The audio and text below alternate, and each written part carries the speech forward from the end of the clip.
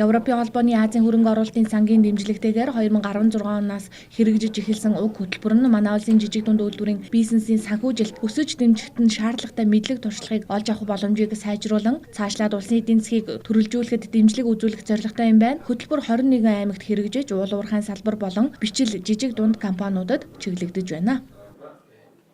18 онд үзүүлсэн үр дүнгээс бол одоо нийт төсөл хэрэгжүүлсэн компаниудаас бол компаниудын 70% нь нэг жилийн дараа одоо бизнесийнхаа орлогыг 20% нэмэгдүүлсэн байдаг.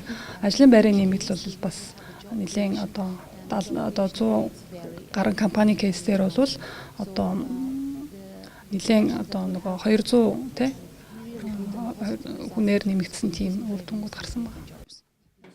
Одоогийн байдлаар Европын сэргээн босголт хөгжлийн банк нь 90 орчим сая Америк долларын гэрээг дотоодын санхүүгийн 4 зуучлагч байгууллагуудтай хийжээ. Харин зөвлөх үйлчилгээний 179 төсөл хэрэгжүүлэхэд 164 дотоодын зөвлөх компаниуд 18 олон улсын зөвлөхийн үйлчилгээ үзүүлсэн байна.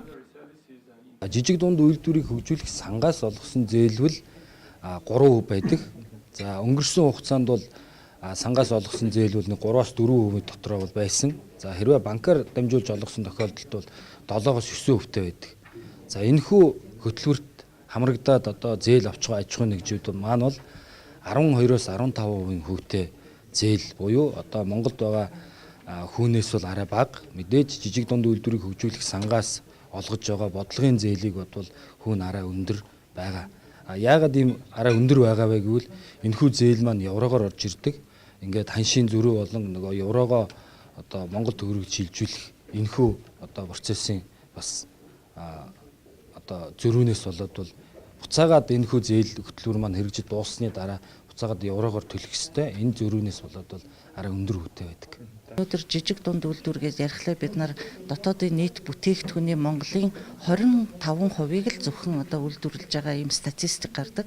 Европын орнуудаас харьцуулаад үзэх юм бол жижиг дунд үйлдвэрүүдийнх нь оруулж байгаа хувь нэмэр нь 60%-аас дээш гараад явцсан байна. Тэгэхээр өнөөдөр жижиг дунд үйлдвэрийн хууль, татварын багц хууль гэдээ биднээсийн яриад байгаа энэ бодлогын одоо хууль зүйн актуудыг яаралтай шийдвэрлэж их хурлаар одоо батлах хэрэгтэй байна. Үүнээс гадна уг хөтөлбөрт оролцсон жижиг дунд бизнесүүдийн 70% нь төсөл авснаас хойш борлуулалтаа нэмэгдүүлсэн байна. Мөн 74 компанид 534 ажлын байр бий болж дунджаар нэг компани ажил эрхлэлтийн өсөлт нь 15% болсон байна.